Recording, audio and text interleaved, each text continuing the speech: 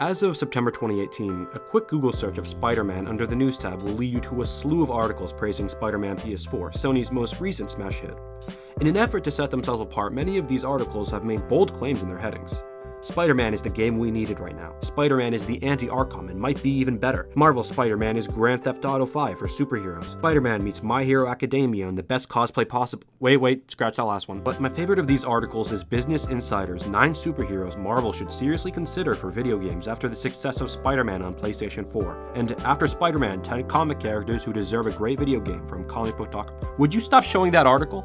Both of these lists are pretty much the same, besides the fact that comicbook.com's list includes DC superheroes, and I do think each of them presents an interesting lineup. Obviously, some choices are a bit stranger than others, but overall I think their candidates have a lot of potential. The thing is, neither of these articles really have the right idea of what makes Spider-Man PS4 so great. In all fairness, it may seem counterintuitive, but the truth of the matter really is as simple as it gets. Spider-Man PS4 is not a great video game. It's a great superhero video game. Before you rush off to the comments to rip me apart, give me the opportunity to justify myself, because there is a difference between a great video game and a great superhero video game. In general, a great video game needs to balance 2 main elements, gameplay and atmosphere. I say atmosphere and not story because not every video game needs a story. Some video games function perfectly well without them. Puzzle games are the prime example of this. Puyo Puyo Tetris's adventure mode is as unimportant as it gets. The storybook dialogue is disconnected from the gameplay and the levels are unchallenging and uninteresting. On the other hand, the atmosphere of Puyo Puyo Tetris is superb. The artwork and design for the actual game is stimulating and playful, and there's a countless assortment of alternate skins for the Puyo Puyo and Tetris pieces that will force you to relearn all of the shape and color associations. With genres like this one, gameplay always comes first. Atmosphere obviously plays a major role, but the developers have to ensure that above all, the game feels good to play. There's a reason games like Super Mario 64 and Banjo-Kazooie have endured the test of time.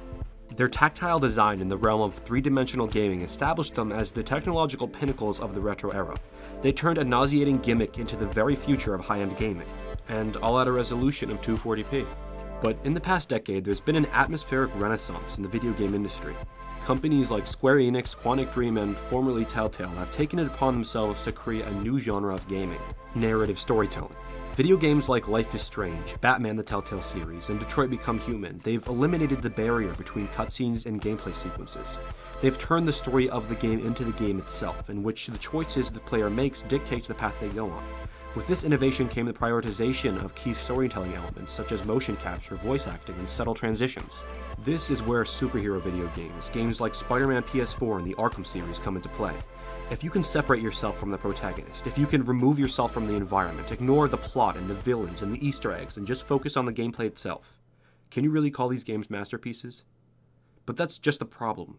You can't separate the gameplay from the atmosphere, because at its core, a video game is the sum of all of its parts. Great atmosphere can compensate for lackluster gameplay, and vice versa, but it can never fully replace what was never there. And yet, Spider-Man PS4 is just as spectacular and amazing as everyone says it is, and since we're using Spider-Man as personal adjectives, it's also undoubtedly superior to its predecessors. Maneuvering and fighting as Spider-Man is more natural than it's ever been. The visuals are stunning, the story is riveting, and the game plays out smoothly for the length of the main campaign and beyond. Not to mention, the web-swinging mechanic is phenomenal. Every dive or flip in midair can be followed up with a fast, exhilarating shift in speed and direction, and even when you crash into buildings like an idiot, the game bails you out with this rad wall-running animation. But it's the atmosphere that makes this game really shine. Spider-Man is just such an iconic character, it really is no wonder that the game has been outselling every other chart topper. Despite IGN's relentless overuse of the term, and Video Game Donkey's savagery in pointing it out, Spider-Man PS4 really does make you feel like Spider-Man. Zipping through New York City, interrupting red-handed criminals in the act, cracking stupid jokes, it's everything a Spider-Man game is supposed to be. So when you have these lazily added spam square sections, these puzzles that are boring and patronizing at the same time, and this constant influx of irrelevant criminals that only serve to tear you away from the joy of web-swinging, Spider-Man's presence is what allows us to say that all is forgiven. Superhero video games are restricted by their limitless source material just as much as they are guaranteed victory by it. The promise of perfection is a different story when you're working with video games. Film and literature are vastly distinct from video games in the sense that they don't have to trust you with examining every minute detail. Video games demand a varied and uniquely enjoyable experience for as long as the story goes on. When you have to focus on satisfying the fanbase of a different medium, more often than not, that can be too much to ask, even for a game developing giant like Sony. By definition, superhero video games seek to provide a cinematic experience around the main character that happens to be interactive enough to be legitimately playable. That being said, if there's anybody who can make unchallenging gameplay with basic controls look good, it's Spider-Man. If there's anybody who can make filler feel like a vital aspect of the game, if there's anybody who can make anticlimactic boss fights feel impactful, it's Spider-Man. It is the ubiquitous, the entertaining, and the sensational Spider-Man who is the perfect candidate to star in a video game with such little promise and have the capability to push it to the limit. So, to address the articles from Business Insider and comicbook.com, I'm certain that there is a plethora of comic book characters that could make for fantastic video games.